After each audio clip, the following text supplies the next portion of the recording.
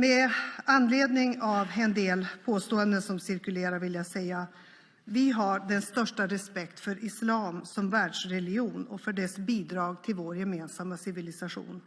Sverige har också en ledande roll när det gäller interkulturell och interreligiös dialog. Sverige värdesätter våra goda relationer med den muslimska världen. Många svenskar är muslimer och det ger förstås värdefulla bidrag till vårt samhälle. Och vår politik i den här frågan har, upplever jag, som Allan Widman har sagt också, starkt stöd hos det svenska folket och också här i riksdagen. Ingenting som jag har sagt här i riksdagen eller någon annanstans får eller kan tolkas som en kritik av islam. Det är ett grovt felaktigt påstående. Regeringen har den största respekt för islam som religion och för dess bidrag till vår gemensamma civilisation. Och vi har i decennier arbetat för tolerans och mångfald och förståelse mellan religioner, de som finns i vårt land och de som finns runt om i världen. Och Sverige fäster vikt vid situationen för de mänskliga rättigheterna här i vårt land och i alla världens länder.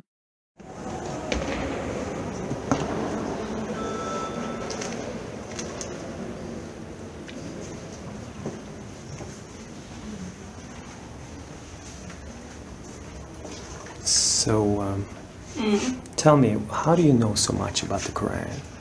Well, I know a lot about the Quran, Muhammad, Islamic culture, because I was born like 1 hour from Mecca, and I spent my childhood in Mecca, and I went to religious school. I've studied religion since I was 6 years old.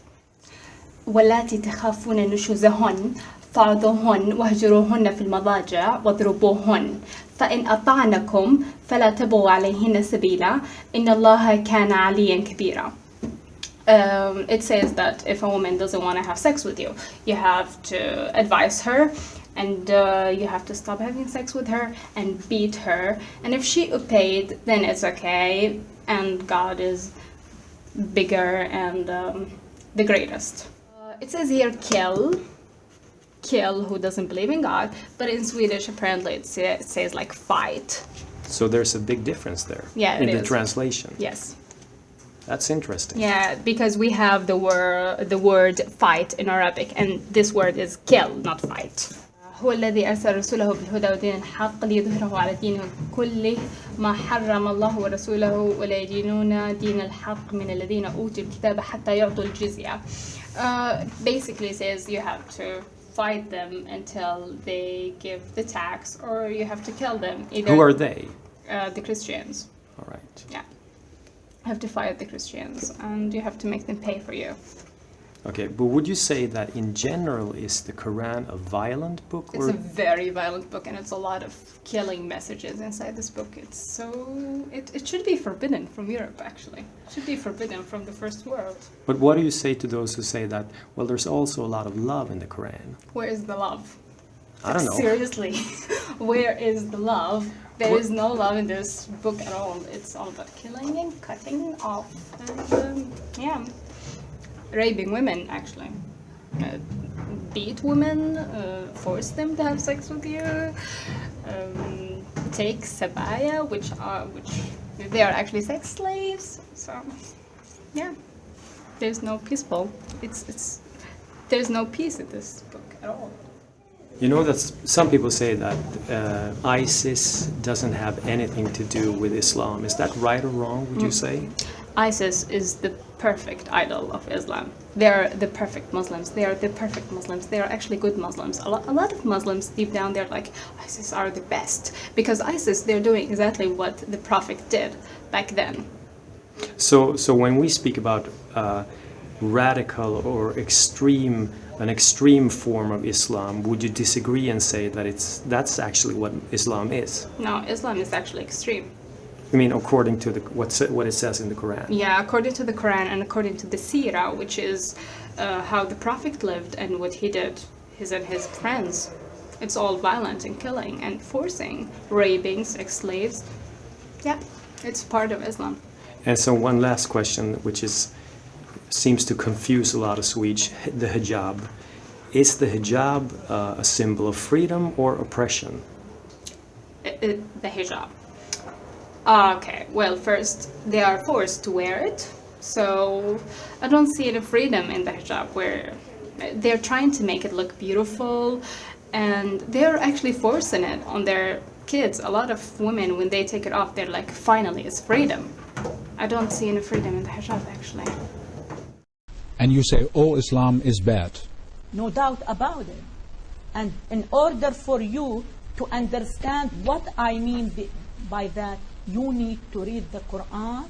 And the biggest problem is with Muhammad's life, the way he conducted his life. At the age of 8, 9, we were taught at school that Muhammad beheaded 800 Jewish men in one night. And proudly, we read in our books that he slept. They said he married, but he slept with a woman, a Jewish woman, whose her husband, her father, and her brother were killed at the same night. So what kind of message you're sending to your young children when you teach them this type of teachings? Ladies and gentlemen, I always feel a need to make fun of myself, to laugh at myself in order to cover up, to repress the sadness that deeply implanted in my heart, especially when it comes to speak about women in Islam. Now I am free, but I cannot forget my niece. She was forced to marry her cousin when she was 10. He was over 40. Her marriage was valid and legalized under the Islamic Sharia because Muhammad, the Prophet of Islam, married his second wife when she was 6. He was over 50. I always remember my niece coming back to her father's house, begging her not to send her back to her husband. He would say, in Islam, it is shame for a woman to leave her husband's house. God will reward you for obeying him. At the age of 25, my niece committed suicide by setting herself on fire. She was burned to death, leaving 4 children behind her. In 2002, the Saudi religious police stopped schoolgirls from leaving a blazing building because they weren't wearing the correct Islamic dress. There were about 800 female students in the school building when this tragedy took place, and at least 15 girls were killed, according to Saudi newspaper, which I don't believe. I believe the number was much higher. Because of that, and because of many, many human tragedies that I had witnessed in the first 3 decades of my life, I have decided to fight Islam. Please pay attention to my statement. To fight Islam, not the political Islam, not the militant Islam, not the radical Islam, not the Wahhabi Islam, but Islam itself. I truly believe that the West has invented these terms for the sake of being politically correct.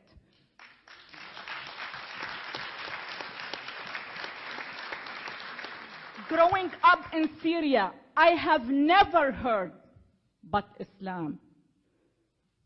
Islam has never been misunderstood. Islam is the problem, But no one is stating the truth. No one is taking a hard look at the root of the terrorism, which is the brainwashing machine called Islam. Islam is not up to me, is not up to any Muslim man or woman. Islam is exactly what the Prophet Muhammad did and said. In order to understand Islam, you have to read the biography of Muhammad. It is very traumatizing. It is very shocking. He married his second wife when she was 6 years old.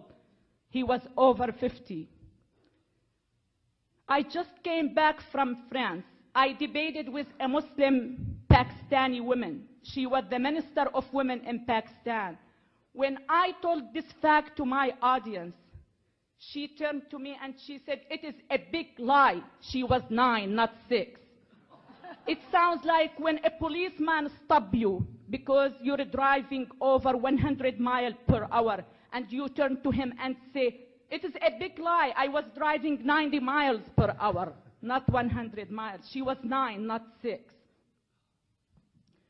He married his second wife. She was his daughter-in-law. His son was adopted, and at that time it wasn't accepted by the pre-Islamic Arabic culture. So he turned to his followers and he said, "I was told by God that adoption is forbidden. And adoption, believe it or not, has been forbidden in the Islamic culture, just to justify his marriage of his daughter-in-law." His third wife was Safiya. She was a Jewish woman. It was well documented, well written in our school book that he attacked her tribe. He killed her father, her brother, and her husband at the same day he slept with her. That's what I call Islam. You need to know, you need to understand that Islam is the problem. I am sick and tired of people here in the West asking me to soften my message. I am sick and tired of people asking me, "Are you trying to change 1.3 billion people?" Yes, I am trying. Yes, I am.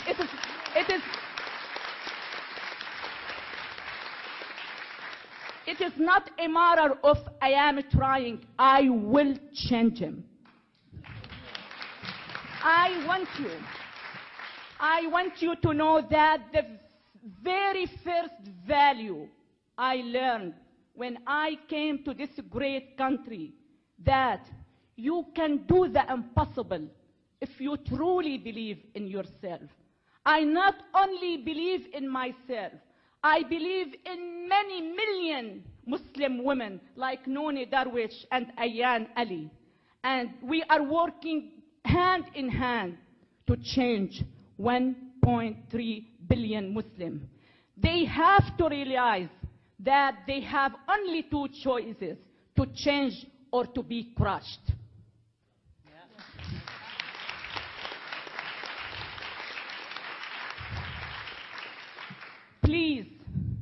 Please don't let your civilized way of thinking interfere with your defending your great country.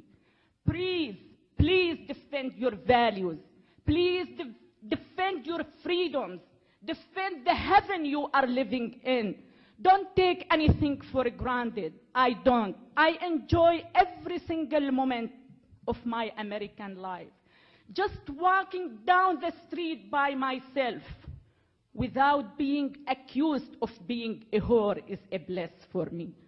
Just chatting with my next door male neighbor without being accused of committing adultery is a bliss for me. Having a cup of coffee at Starbucks by myself is a bliss. Please don't take anything for granted. Please defend this beautiful country. My dream is to see my country, Syria, as free as America, not the other way around.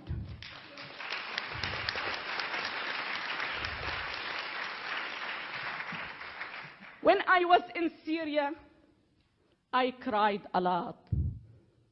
Now that I am free, I still cry, and much harder, for those women whom I left behind. My dream of one day, having all of them free, should be the dream of all humanity. Thank you so much. God bless you. God bless America. Sometimes they tell me my phone number. They tell me my children's names. They tell me what school they go to. They describe how they're gonna behead me, how gonna rape my girls, how gonna cut my fingers into pieces. So as a mother, it's very hard to take it. But, at least I'm living the life of my choice. I was mute for 30 years of my life in Syria, and enough is enough. I love America as very few do, and I want, from the bottom of my heart, to sacrifice my life to protect this country. Because if America was taken by Muslims, we have no place else to emigrate to. It seems to me sometimes it is much easier to make my point as a well-known writer in the Arab world than to penetrate the American mind. I can understand why. You are living by the American ethical code. You don't want to judge anybody based on their religious affiliation. But you need to understand that Islam is not a religion. Islam is a very dangerous political ideology. I came from a Muslim family. I was raised to believe that we are on earth to fight for the sake of Allah and to kill or to be killed in this fight. So you are fighting someone who is willing to be killed. What else you can do to stop him? You need, Americans, people in the West need to know the truth about Islam. There is no such radical Islam and regular Islam or spiritual Islam. I had never heard of, growing up in Syria, radical Islam, militant Islam, Wahhabi Islam. There is only one Islam. We travel along the edge of the Sahara to reach the Payouds, a pastoral people once numerous and powerful, now reduced to a few thousand by mass raids of slave merchants early in this century. They no longer have any cattle of their own. The great herds they lead to pasture are owned by Arab merchants, and the Payouds are so impoverished that they willingly offer themselves in slavery to the owners of these herds. But since they cannot all be taken, the young shepherds show their masters which are the strongest and most courageous among them by submitting to flagellation. The herd owners gaze impassively on the scene, enjoying vicariously the sadistic action before them, and knowing that the strongest will survive.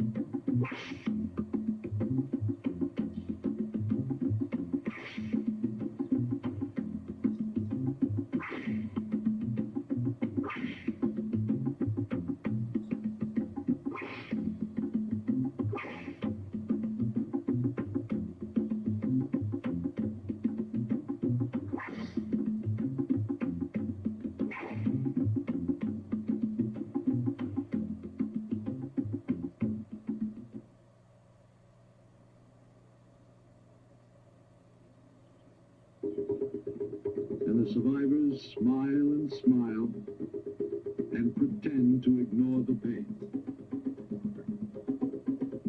They fall on their knees and beg their Arab masters to accept their services.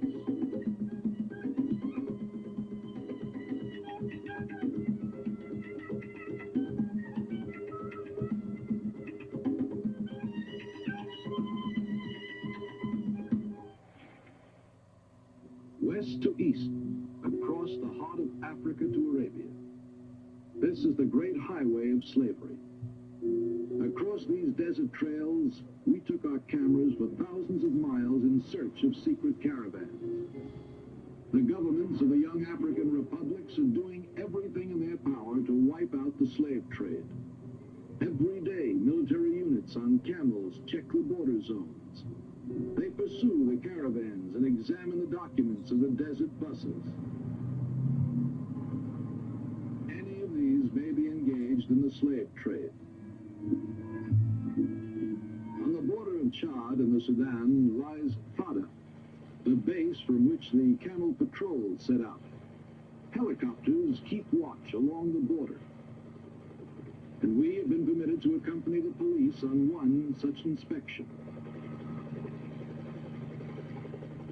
Yesterday, pilots spotted several caravans heading toward the wells of Kairouan, the only wells within a radius of 200 miles. All caravans leaving Chad to enter the Sudan must stop there to take on water after checking in at Fada. One caravan that suspiciously avoided Fada has moved into the throat of Kairouan, a bottleneck deep in the mountains of Enedi. Water surging from the springs here cannot evaporate because the high mountain walls keep out the sun's rays.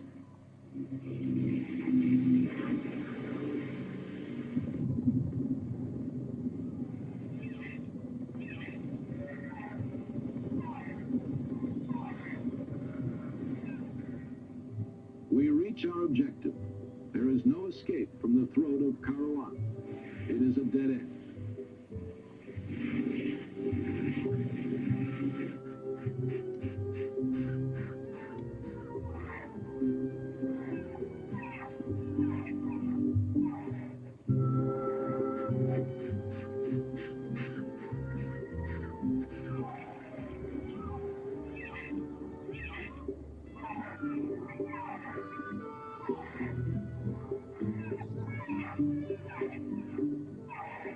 At first, this caravan looks like any other moving from place to place. Camels line up for a drink. Bedouins sit motionless, impassive. The police approach with their interpreter and get permission to search the merchandise.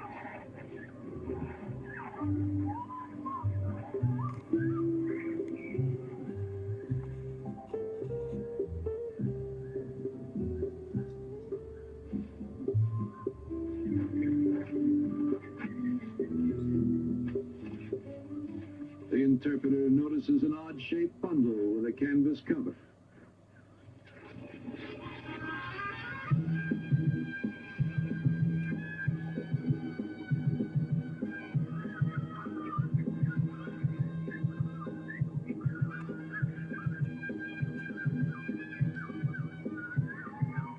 Where were they taking these children? What market were they headed for? The slave dealers won't talk. The children don't know. So the police are unable to find out. And they lose a possible chance of closing off one more market in human beings. A government official gives us an interview on the subject of slavery.